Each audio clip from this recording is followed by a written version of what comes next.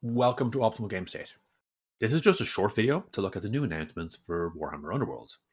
In the last Underworlds video I did, which was quite a while ago, I was talking about the Nemesis format, which I really like.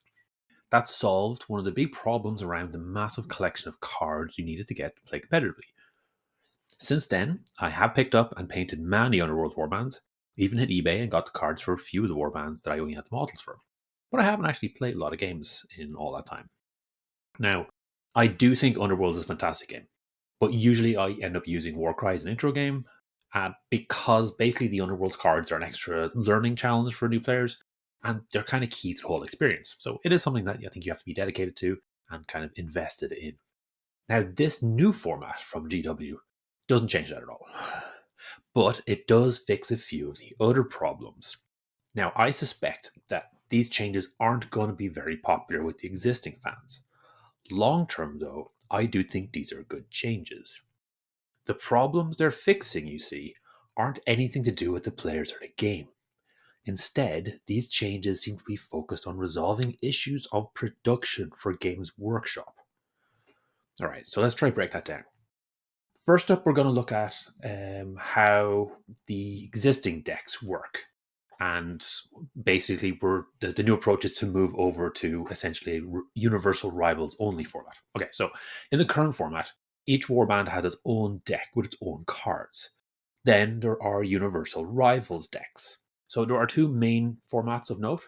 The rivals format is where you use just one deck. So you can typically what you'll end up doing is using the warbands deck, but you can also use the universal deck instead.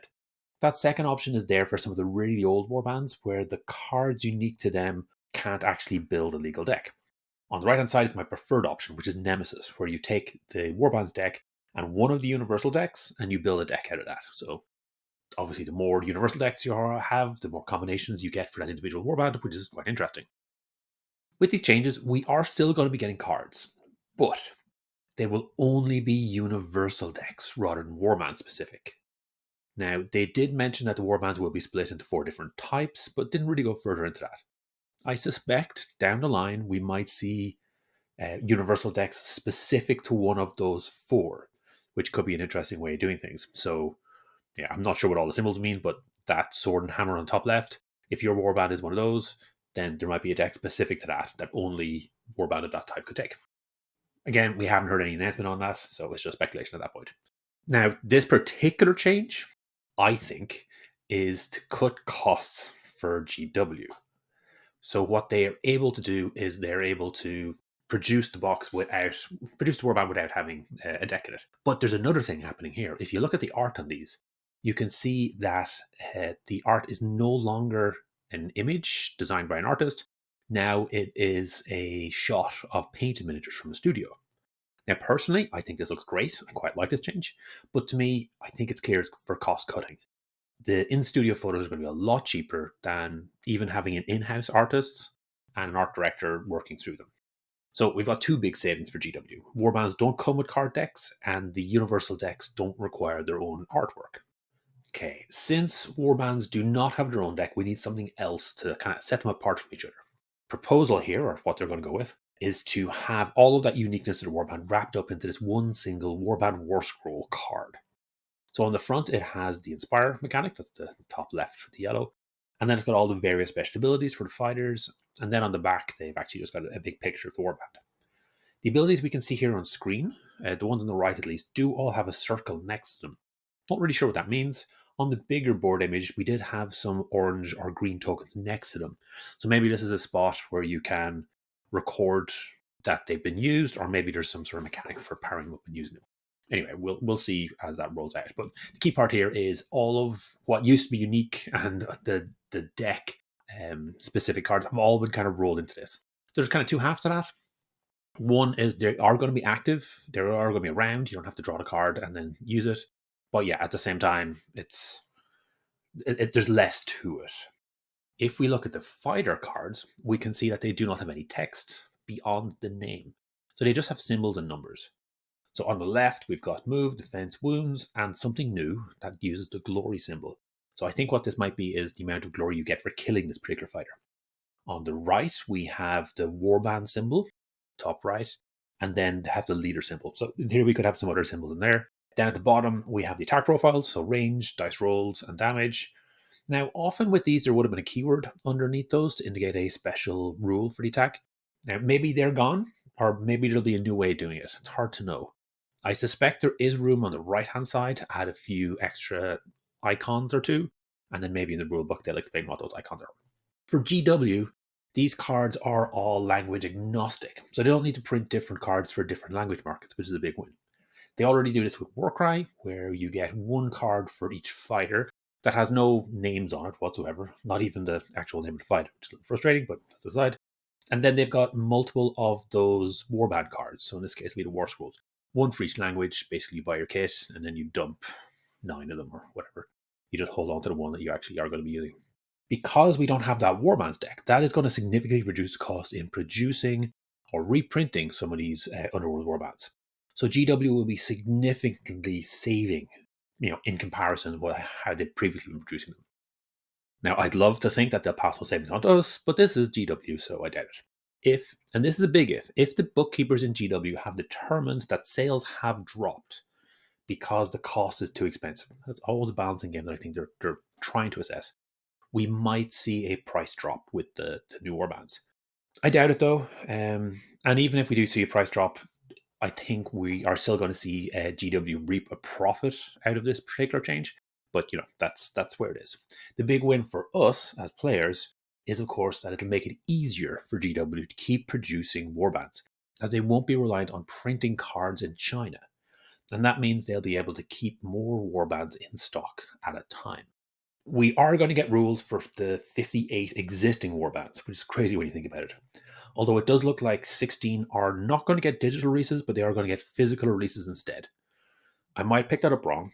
If I'm right on it, I'm a little annoyed by it, as there's really no reason to lock the new War Scrolls and fighter cards behind another purchase of the models. If I have an Underworlds warband right now, I want the rules so I can try out the new format. I don't want to have to buy another box with the same miniatures I already have. And, I am going to be buying that new box, that new big box with all the universal decks. So I'm going to be spending money already. Why lock me out with some others? It's a quibble. And look, honestly, we can ignore it. It's not hard to proxy up some cards, and there's not a lot to proxy. So we do have the warband card, and we've got, one for each of the fighters. So it's actually not that much. Yeah, hopefully they will put PDFs up for it. And look, if they don't, the community's going to step in, and the community is going to produce some proxies. So you're not going to have to buy an extra one. But, at least those extra ones will be available for people who don't have the models, which is good. Now, this does look like we're only going to see 16 of the old warbands get reprinted, though. Hopefully, it's going to be the greatest hits, but we will see. Now, the article does say most warbands will get free digital rules, so it's hard to know exactly what that means. We've also been told that if it's legal in organized play, we can get it from the store, which is fantastic news, but it doesn't really tell us what's going to be legal in organized play. It could mean we're getting a full release of all 58, or it could mean that we're only going to have 16 from that backlog. So that'll be an extra 2 on top of that from the new starter, and another 2 upcoming warbands in total. So that'll be 20 that we'll be able to play once the new version comes out.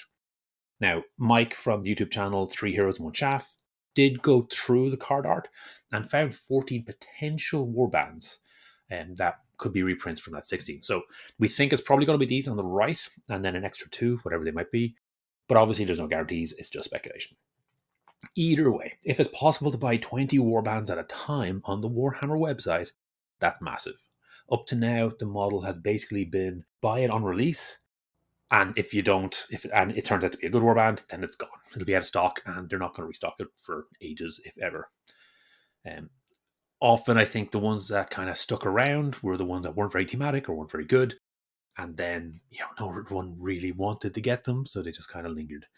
Anyway, in the preview stream, they did mention that there would be multiple formats, including using a Rivals deck straight as, and then also a format where you design your own deck. Now, they didn't explain what that means, so I don't know. My assumption here is that you will end up picking 2 Rivals decks and build something out of that, which will be relatively similar to the current Nemesis format, where you have your Warband deck and 1 Rivals deck, and you kind of build out of that.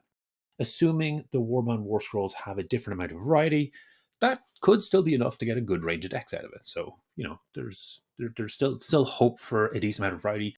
even though it is going to be a considerable number of cards going to be removed from the environment. The other big change is with the board.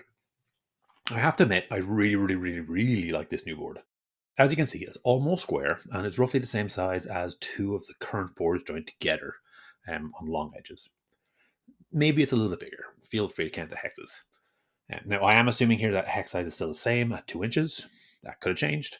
I don't think they will. What I love about this new board is if you look at the corners, they're actually cut off. They don't have hexes there. So it's actually more like a big circle with every hex on the edges between 4 to 5 from the center. We no longer have those awkward half hexes at the edges as well, which always a little bit confusing because, well, we don't worry about joining boards anymore, so it's not a concern. I did have a check to see if this was close to the normal Kill Team or Warcry size board. That doesn't appear to be. So I think those are roughly 30 by 22 inches. This seems to be closer to 19 by 20. Yeah. So yeah, I'm not necessarily sure where the savings for GW are going to be. Maybe they're able to produce less boards because they're just going to have one in every box. But yeah. Anyway, I really like this board. It doesn't bother me if there are savings for GW or not. And one of the points that they made in the video is that with this new board format, fighters will have to engage with the imposing warband straight away. So we still have those starting hexes, and I guess in theory there's less ways to avoid some initial conflict. And if you have a look at it, you can actually see there are in each half there are 7 starting hexes with that symbol, and that doesn't matter whether you split it one way or the other. So it does look like you can choose from which side you're coming in. So that does give the board a little bit more play. And then if you flip it over, there's another board on the other side. And presumably it's working under the same idea. So no matter which way you have it, you're going to have 7 deployment spots on either side. So, that should have a good amount of variety. And because of the overall board design, it does have a kind of nice arena style feel to it, I think. It being kind of a roughly an oval or a circle is quite cool. Along with this, there are a number of rules changes, which honestly I'm not qualified to really comment on. Although, so far, even the details on that are pretty vague. We have something about no longer ending up with a bricked hand full of cards that can't be used. So I know they had some cycling mechanics. Maybe they've introduced something more there. They also mentioned a new underdog mechanic to keep games close. Have to admit, I'm a little bit concerned about this. I'm rarely a fan of underdog mechanics, as typically they are poorly designed and just mean that the game is decided on a coin toss in the last round, ignoring the rest of the game, which I never think is good. Hopefully they don't make a mess of it. They've done some good things with these rules before. Hopefully they avoid that issue, but we'll see how it goes on. As an aside, I do want to quickly look at the new setting, which is the city of Embergard. This was one of the new cities being founded by the Twin-Tailed Crusade, which was the focus for the most recent story arc. Clearly it didn't work out. We did see some of the rune scenery from it in the new Scaventide box. I think it's likely we'll probably move from the Gnarlwood to here with Warcry eventually, so we might see more with that. Underworlds obviously is focused under the city. This is where a lot of Emberstone is mined, apparently. But apparently the focus, the city itself, it was founded on the slopes of a mountain called Ashenmont, which apparently is blighted with necromantic cultists, which could be fun. Within the mountain, which, obviously is hollow, just like everything else, it seems, there is a realm gate to the realm of death. So yeah, scope for fun encounters there. And then above the ground, obviously the whole area has been overwhelmed by the Skaven assault. The 2 new warbands in this box. So the first one is the Ember Watch, who guard the caverns beneath the now ruined city. I think these are supposed to be kind of regular guards. Having Stormcast do that is kind of impressive, but okay.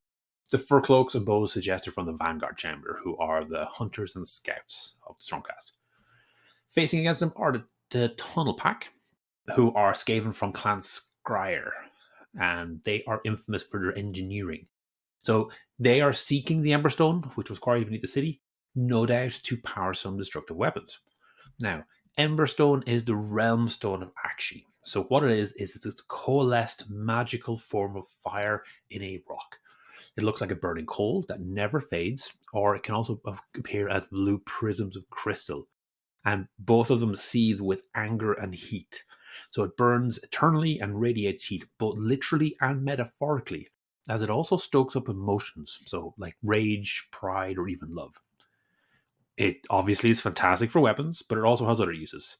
So in the RPG book, Soulbound, the heroes in there often carry something called Axion Coal, which is basically a stone containing a tiny fraction of Emberstone that can be used as a light source. So it's a permanent kind of magical rock that glows. You can also use Emberstone to power furnaces and machines. Obviously, it makes fire. It can be used to enhance magic spells, make them even more powerful. You can even use it as a spice in food, and many consider it to be an aphrodisiac.